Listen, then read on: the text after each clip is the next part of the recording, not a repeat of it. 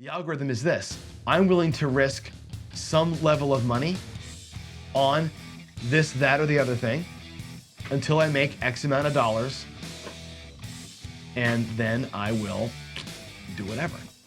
You can fill in the blanks here. And again, being informed by the other stuff we talked about makes your algorithm, your strategy play work.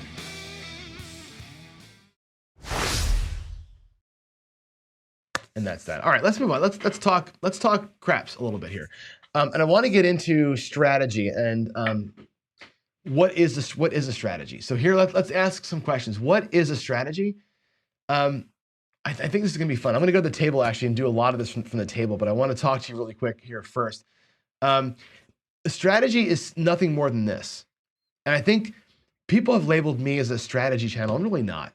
You know, Waylon is a strategy channel. Sideshow Gamble, strategy channel. Vince Armenti, strategy channel. Guys that are coming up with new ways, but Craig to some degree, right? Finding new ways to play. Skill is a strategist, okay? Strategy is this: betting some amount you're willing to lose on what you think is going to win. That's a strategy. That could be one bet, it could be 6 bets, it could be 35 different moves, right? Ultimately, that's all that it is. It's putting money down where you think it's going to win. And it's putting an amount of money that you don't care about losing, right? You got to be like, hey, I'm willing to put 66 bucks out there for a couple of rolls. I'm willing to lose that money. That's my strategy, is to bet that money against the house to do a certain thing. I think we confuse strategies though with play styles a lot. And a play style is when you employ some kind of a strategy that matches, whatever it is, your risk tolerance, your bankroll, your goals, and your aggressive conservative nature. We talked about this a few weeks back, right? What kind of player are you? And you, as a player, your play style dictates what strategy you choose to play with. Like as an aggressive, high risk loving guy with a huge bankroll, my strategy that I choose to play might be a 640 across Waylon's mind, right? Or something along those lines, right? That might be my thing. If I'm a $500 conservative player, right, with a low risk tolerance, my strategy might be a skill 66, which lets me play for a little bit while, right? If I'm medium, it's different. Play style and strategy are often, I think, conflated. We talk about skill, and we talk about, what a snowflake player is. I don't want any risk at all. I'm averse to risk completely. I want no skin in the game. That's a play style. The strategy chosen for that is oftentimes a lay plus a little bit of an inside bet. You follow what I'm saying? So you merge those two, and that makes you a player. I think you have to think about how that kind of works. So, with that said, and I wish these points weren't floating in like this, but strategy positions, I think, is the thing we got to talk about. It's like, are you light or are you dark? Are you technical, or tactical rather? Are you putting bets where you want them to go? Or are you a rhythmic player where you're letting the dice choose for you, right? Tactical, 44 inside, rhythmic, $10 come bet with odds. I don't get to decide where the bet goes. I'm gonna let the rhythm of the table bring me to it.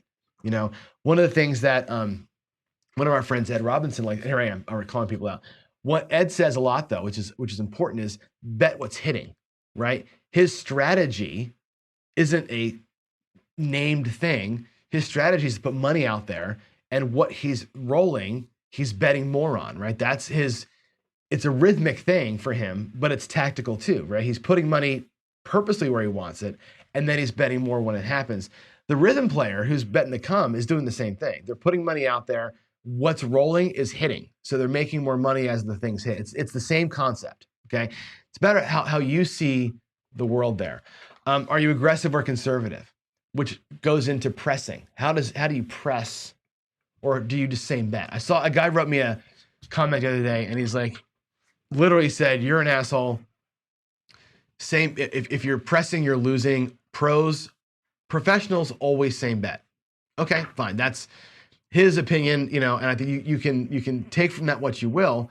Again, your position in life is this: are you playing a long game or are you playing a short game? And if you take all these oars and combine them with what we saw on the last screen, right? Your strategy is where your money goes. Your play style is how aggressive, conservative, risk averse you are. and you say this, and you can put all these together. I'm going to be a light side, rhythmic, aggressive player there for the long game. You can kind of go through those things, right? And say, well, what kind of a player are you going to be? And I think I can draw here. I think if I do this, we can do things like, let me see, if I do this, like you can be a light player on the rhythmic side, playing an aggressive style, short game, which might be, 3 combats with max odds and I'm out. It could be that. You could be a dark side tactical player. I'm going to lay the point aggressively, right? Like Waylon would say. And I'm there again, short game. I'm gonna lay that point 3 times. We're gonna ladder that bitch up. We're gonna take out $1,000 and be done, right? As you go through these things, where do you want to be? Dark, tactical, right? Conservative. This is the Dolly Latterson. As you evaluate your strategies and the way you want to play, this strategy decision here becomes part of the algorithm, I think, of what makes a good strategy. So when you start saying like, what is the phases of play that you've got? You know this, right? We go with your initial risk, whatever you're going to throw on the table. It's all at risk at some point, right? Everything's at risk. Getting even, getting your early profit, and then of course your big decision here. Do you escalate your bets after early profit, or do you walk away? Escalate or exit. I think that's another decision you make. So again, your strategy comes into all those things, right? Light, dark, tactical, rhythmic, aggressive, conservative, and then you get into like, how are you phasing through? What is your decision making? And I think at the end of all of this, we can come up with an algorithm that makes a strategy yours and the way you want to play. Okay, the algorithm is this: I'm willing to risk some level of money on this, that, or the other thing until I make X amount of dollars, and then I will do whatever. You can fill in the blanks here. And again, being informed by the other stuff we talked about makes your algorithm, your strategy play work, right? If it's the skill 66, I'm willing to risk $66 between on the 5, 6, 8, and 9 until I make $22, and then I will press until I make $28, and then I will regress. That is my strategy, right? That is a way to craft the strategy. If you're a controlled shooter and you want to play it more like what Ed would say to do, I am willing to risk $36 on the 6 and 8 until I make, whatever. I think he presses up to $60 and pulls until I make $70, and then I will spread out, right? And then I will grab the next number that hits. You fill in the blanks here as you want to play it out. That's a strategy. So the Iron Cross and the Dolly Latterson and the whatever and the mind and all these things, they're just names we give to this little algorithm here. You got to decide what you like, how you want to play it. And I think this is, when we say strategic or a strategy channel, this is all that we're doing.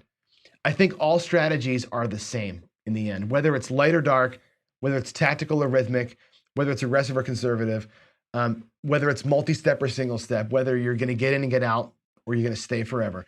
They're all the same. I'm putting my money here for a little while until some condition happens, and then I'm out or then I'm in. That's what a strategy is. So we keep naming these things and making the coin pusher and all this crazy shit. Ultimately, it's putting your money where you think it's going to happen, and that's it. So let's go to the table. Let's go out there and play a little bit. I'm going to show you, I hate to say it, I'm going to show you a strategy that I've been playing recently. This has been fun for me. I've been trying to there's no crack in the code of this game, as you know, right? It's impossible. But what I've been doing is sort of combining some things that I like to do. And you know that when I'm in aggressive mode, if you watch my show enough, when John's aggressive, John wants to play the Philly special. Okay, that's one of my go-to favorite things to do. Or tier pressure. I think Philly special or tier pressure for the first wave of hits is a great way to get at it. And I'll show you kind of how that works again here, really quick. But I want to show you how I get to it. I think this is the interesting piece. So if I set up 64 across, okay? Now, again, I'm going to make a point here. And of course, the dice are not going to let me do this. I'm going to be sevening out all over the place. But let me show you what the tier pressure way of playing this is. And again, this is going to be a phase 2 system. I want to show you what I would do after I got here. So let's say 64 across is my target. Okay, let's get a point. Oh, good. We're going to start out with 7s out of the gate here. This is a 10. That was a 10, not a 7. It rolled. Points 10. The tier pressure way of playing is to get either 4 hits or something to hopefully repeat. Okay, so we have an 8, and we do a full press. So $14, right? That's going to go right to $24. And I'll put my profits up in there if I can get them. And there's a 9. So we get 2 hits, 1 hit, 2 hit, 9 pays 15 for 1. Full press, it goes to a quarter. That's 2 hits. If either of those numbers repeats or we get 2 more box hits, this phase will be done. If I get a 7, we're gonna kill it. Now there's a 5, 4, 9. That pays $35. Now what I do when one of my conditions was met, I'm gonna put $64 at risk, and I'm gonna press fully for 2 rolls, for 2 hits or 4 rolls, and then I'm going to regress back to 64 across. Right? So I'll take my 2 hits that I got down. I'm going to bring back 50, 62, $63. Right? So by taking a couple of hits on a number, or if I would have gotten 4 total hits, either way, I'm out of the hand. Okay, that's a way to play this. And now I can do something different. I can half press, I can do whatever I want to. But a strategy like that is where I want to get to. So when I'm playing, I like to get to 64 across and do this move I just did. This becomes profit lock, not play lock. You follow what I'm saying? So I'm thinking to myself, if I know I can do that on a halfway decent little run, how can I get to be playing this for free? And here's, again, first part of the strategy. So what I'm doing now is something that looks like this. I've been going out, because one of my favorite play styles, as you know, is the skill 66. But the problem with the skill 66 is twofold. One is you miss out on the 4 and 10 early. And the second problem is, of course, the 7 kind of sucks. But we'll address that in a minute. Here's my recent go-to. It's 110 inside and $10 on the 4 and 10, regardless of what the point is. I don't care if I'm shooting, whatever. If I'm shooting and the point is 10, of course, I'm on the pass line. We don't have the number. But what I like to do is 130 across. 110 inside, and the $10 4 and 10. And the 4 and 10 to me are bonus hits. They're here just so I don't miss out on them. These are FOMO bets, really. I'm not going to collect here. These are going to go to greens right away, and then I'm going to half press the 4 and 10 forever. They're going to go right to green and then half press their own little thing. Okay? The inside bets are what I'm looking for. So let's go ahead and we keep rolling here and see if we can't get this thing to work out. There's an 8, 5, 3, 8. So what I do here is this. That's going to pay $35. I'm going to pay it like this. 30. There's 30. And here's 5. $35. It's 34 inside pressure. Boom. Take a buck back, and we go 2 units here, 2 there, 2 there. I didn't pay myself enough. 2 there, and boom. It's 35 and 42 on the inside. Everything pays $50. Everything in the inside pays $50. That's 1 hit, okay? Another inside hit, there's a 5. Now we know it's 50 for 1, and I go down to 44 inside, which effectively becomes 60, I gotta drop a buck, 64 across, okay? What comes back to the rack? $130. That's what I started with, and $30 in profit. And I'm at 64 across. And now, if I do what I just did before, which was the tier pressure, press the 9, press the 8, whatever, and then take it back, that can lock another $64 in profit up. If I add 64 to my 30, guess where I'm at? I'm at $100 in profit, right? That's the move I've been doing. That's a simple strategy. Give me a couple of inside hits. It plays the 66, the skill 66 style of play up and down, right? I'm playing for free. And I've locked up a tiny bit of profit in a couple of rolls. I love that. That's a great little way to get out there, right? Now I can come in here, and if we happen to get our inside, there's a 7, good time for it. But if we happen to have gotten those inside hits, let me mark that up right, like we did the first time, I could have taken another $60 off this table. That's the idea, right? That's a simple little thing that I've been kind of working through. Again, it's nothing new, right? It's the skill 66 at the 110 level. That's all that is. And I love it because from 110, when you go 34 pressure, everything in here pays $50. You're instantly at that 50 for 1 level, which is awesome, right? If I'm rolling 4s and 10s, these can get up and generate some income as we go. So that's what I've been doing. I'll roll it out some more here because I don't really roll enough in the mornings with you all. And yeah, you can also, if you wanted to, let's put the 130 out there again. I'll go out here up and off 130. 130 up and off. If you wanted to, no reason why you can't do this for a couple of rolls, right? You can make this feel like a little bit like, there's a 9, a little bit like the Storm, if you wanted to, right? You can take the 9, I'd leave it up actually, I wouldn't really care that much, but I could take here and drop $150 in odds down there, right? 150 to win 100, 10 to win 10, so I'm gonna win 110 on a 7. If I happen to pick the 9, it'll hurt a little bit. It'll hurt. 125 will be the hurt, not the whole thing. But for some short-term protection, getting those first couple of rolls, not the worst hedge in the world, right? There's my 8. We're gonna go 34, so 10, 20, $34 inside pressure with a buck change. Okay. There's a 3, which we don't care about. There's the 7, which we do care about. So we're going to lose all this up here, which kind of blows. But down below, there's 130 net loss, 110 net win. Welcome to Hybrid Craps. 110. Live to fight another day. Hard to get 2 hits, isn't it? Let's do it again. New point. New point's going to be a 4. We'll lay that one for 200. Again, looking to win $100. Can I get my hits? Can I get them? There's a 6. All right, $35.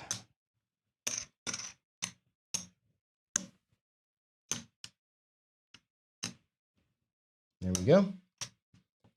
With my dollar change. And let's go. Another freaking 7. Are you kidding me? Now we're just gonna PSO here all day long while we're doing it. All right, there's another 100. Got to go at 130 again. Let's do. I'll set it up one final time and then we'll call it here because I got to get to the garage for the other show. But anyway, I just wanted you to see it. This is nothing spectacular. It's just trying to solve that algorithm. Not solve is the wrong word, but work within, shit, my whites just fell. Work within the algorithm, right? Work within the idea of, I'm going to put 130 at risk, or I'm going to put $10 at risk first, then I'm going to go 130 at risk, then I'm going to go this bit of risk, right? We're just going to kind of noodle our way through this thing until something happens. Another one. Are you kidding me, John? Good Lord. So far, we've lost $20. Right? Because we're getting paid 110 every single time. We're losing $20 a shooter here just because we can't get out of our own way. Whatever. I'm going to make it work one time before I go Latterson. Let's get another point. There's a 4. There's a 4. My God. Can I get this thing to work one time? Jeez. My first 8 rolls were like perfect, right? When I was describing it. Oh, lordy. Look at this. Another one. Oh my God. Another 7. Jeez. I know I'm not paying myself. I'm not putting the 130 back out. I probably should. 130. I got to keep doing that. God. One more time. One more time. Famous last words. Let's go. 4 again. Back to the 4. Okay. Lay it for 200. Can we just do this? My Lord. Ah. Gracious me. All right, you know what? I think we need to stop rolling dice. Just picked ourselves up there. Remember when I told you last week, and actually I think I got a show coming out tomorrow. Is it tomorrow? I think it's tomorrow. We're going to be talking about going commando, about the hedging, right? So we had 3 times where we hedged off, right? We had $10 down here and some level of money up here. We had the PSO, PSO, PSO, right? Lost 20, lost 20, lost 20 instead of losing 130, 130, 130. That's the reason why you try this down here, which seems like, hey, that was smart and it worked, right? And then we had the 4, we picked the 4 off, and now we lose 210. What's the better scenario there for us, right? Losing the 210 every so often, right? When you pick the point, or losing 130 more often. That's really what it comes down to when you're thinking about these going commando or hedging options we have. Let's do one more round just to see the whole thing work. If we can do it, there's an 8. Come on now, let's get it to work this time. Let's not pick the 8. Let's get 2 different numbers and let's make a good example. There's a 5. Look at that. We're gonna get one of these things to freaking work. There's 35 bucks.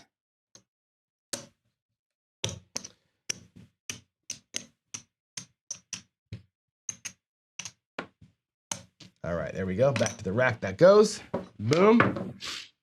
4. Remember I told you the 4 I don't count, right? The 4 and 10. There was 10 bucks on it. It pays 18. It goes to a quarter. We buy it. They take $1 for the vig. And that will now get half pressed, right? The 4 is like we didn't miss out on it, is what we bet the 4 and 10 for, if it seems to work out. There's another 4. That's good. That pays 50. Half press. There's our vig. And there's a 5. Sweet. That's going to pay 42. Right? Go back down now to 64. So here we pull the move. Right, we're going to get back our money. There's our 130. This time we have $12 in props. Now we made it, right? Finally, we got through the whole damn thing. We can take this back. Pull off our odds. Don't care about the odds. And if the 8 hits, so what? To me right now, if the 8 hits, it's a tie. I'd rather the 8 hit so I can press it up, because this bet here now is meaningless to me. Now I don't care. The don't pass bet was there as a way to carry the water for those big odds, right? And now we'll do the tier pressure, right? We'll do the, and again, I'll put the profits back here as we do this. You can see kind of what comes back. Let's get lucky. Let's get lucky and have something work for us. There's a 5, right? Again, full press 6, full press of the 5. It's going to go to a quarter for $1. That's 2. Either 2 more hits or something repeats, right? That's what we need. 2 more hits or something repeats. 10. Sweet.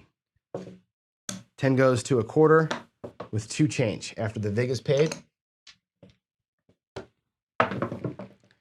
And there's the 8. Cool. So the 8 pays. That's our 4th box hit. We lose the don't. Get paid up in here.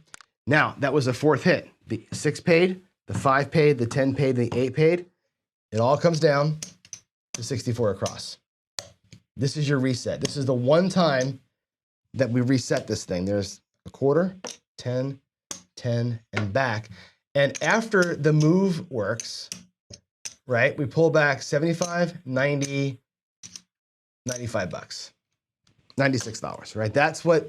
That's the profit lock. So first move, got to 64 with about 8 bucks, whatever left over. Second move, locking up some profit. Now, who cares? This is now FU money, and we just play. That's the strategy, right? If it works out. Again, is it earth-shattering? No. Is it new? No. Is it fun? Sure. Right? You get to do a couple little different things. You get to press a little bit for a minute. You get to spread for a minute. You're playing for free. You're locking up stuff. And ultimately, it solves the algorithm, or it fills the algorithm in. I'm willing to risk 130 for 2 rolls so I can play 64 across. I'm willing to risk that 64 across for 4 rolls so I can profit $64. I'm willing to risk the next $64 forever so I can make $1 million. Again, filling in that strategy algorithm that I showed you earlier, I think that's what I'm trying to do here. And again, I'm not trying to outthink the game. I'm just trying to have some fun, right? Just working through this algorithm. I'm willing to risk X on Y until I make Z, and then I will run, walk, press, same bet, half press. That is the takeaway from today, right? All your strategies that you play, that you concoct, that you find on the internet, they all fill the same thing. All strategies ultimately are the same. It's just a matter of putting your money where you think it's going to be the best. There's no outthinking the game. There's no predicting what's going to happen. I know a lot of folks out there are huge into trend betting. If they think they've got it wired and they can do it, God bless them. I don't believe I can do it. I don't believe there's enough charting I can do to say that when I rolled the dice this time, it means that the next time it's going to be something close to it. I have no faith in that at all when I'm just hucking and chucking. Zero. So it's up to you guys, right? Ultimately, keep it simple. Nothing simpler than that, right? It's a little inside press, it's a spread, and then it's a half press. There's like super, super, super easy. Does that make sense? And no, not pretend $10 table. All I have around me is 5s and 10s. So I'm playing $5 and $10 craps everywhere I go. Even in Vegas, there's $10 tables everywhere in Vegas. Everywhere there's $10 tables. So you can totally do that. That strategy right there works at a $10 table, and they are everywhere. You just gotta, not patronize the strip, I guess, right? You can take a little walk. You can get up at Harrah's in the morning and play $10 craps. I played $10 craps at Harrah's every day when I was there because I strategically went when it was advantageous to me to go. So, all right, guys, that would be it. I think that's all I got time for. It is 8:55. Let me go and switch gears. And let's jump into some questions and answers if we have it. Let's see. I have one more point. Do I have more points to make really on strategy? Let's see. I forgot that I even had this thing. I say, are all strategies really the same? Ultimately, whatever your plan is, ultimately you're just betting on what you think is going to roll. I guess that's kind of the summary here. That's sort of the final takeaway. And you're pressing, you're collecting, as long as you're doing it on some condition that you're aware of. Don't press willy-nilly. Press with a purpose. To me, a $10 5 pays 15 for one. I drop a buck, it goes to a quarter, and from that point on, I'm collecting green chips. It's a green, it's a press by 10. 35 pays 50 for one. I take a green, I press a green. Right? Now it's at whatever, 55 or 60 bucks, pays 84. Right? I'm pressing it by another 40 bucks. It goes to 100. I take the rest of my rack. I'm on a rhythm with those things, right? Have your rhythm. Don't guess is the main thing. Right? Have some kind of a plan in place as you go. And, all of this, like I said before, all the craziness that we concoct, it's just complexity to satisfy us, right? We have brains that want to work hard and think we're doing things, but we're really not. So have fun with all that. Have fun with the coin pusher is a good example, right? Or the marching soldier, right? They win. They're nonsense because you're moving money around because it's fun, right? You don't really think that they're going to roll a 4 or a 10 or a 9, and then they're going to roll a 6 or an 8. You don't really think that's going to what happen. You're just trying something. And that's cool. That's a strategy. It's a fun way to play. You're putting money where you hope it's going to win. My final thoughts of this before we go upstairs and win that paycheck again today is this. Play your way. Play where you want to play. Go into it eyes wide open. That's my whole thing. The casinos are trying to screw you. Know it. If you're okay with that, then take it. You can pay the parking. You can pay the tips. You can pay the fees. It's all good. If you didn't know about that and you do now, you're welcome. If you know about it, what can you do about it at this point? You can not do it. You can not park there, right? You cannot buy food there. Don't buy food at a casino if you don't want to pay the fees. That's what that comes down to. Go somewhere else and get it, right? To me, the casino used to be an experience. We'd go for the weekend, we get a nice room or a decent room. We get a couple of really good meals that you just can't get around town, upscale meals. You'd have a good time at the tables. Yeah, you'd lose a little bit, but it was an experience. Now that experience to me is kind of gone. The thrill of that is gone. To me, the casino has become more of a job. I'm going to go, I'm making my money, I'm getting the hell out of there. It's a tool to me. And I feel like I'm more at odds with them, where before I used to be okay with it. In my old age now, I'm just not okay with it anymore. And that's why I want you to know the things that I'm telling you, because I'm not okay with some of that stuff. You shouldn't be either.